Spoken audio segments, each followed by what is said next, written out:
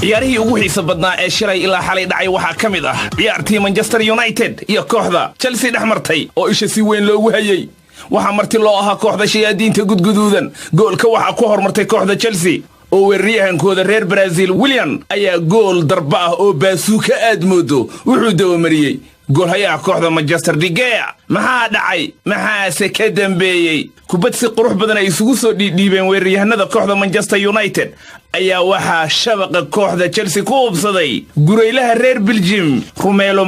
Lukaku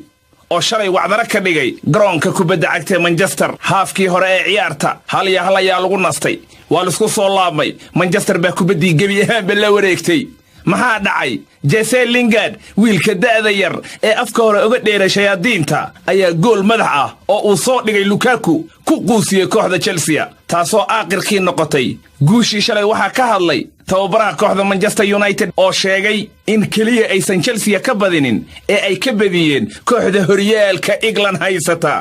ciyaartoydiisana aad buu macallin Mourinho u amaanay but not because it's Chelsea very special because we beat the champions we beat the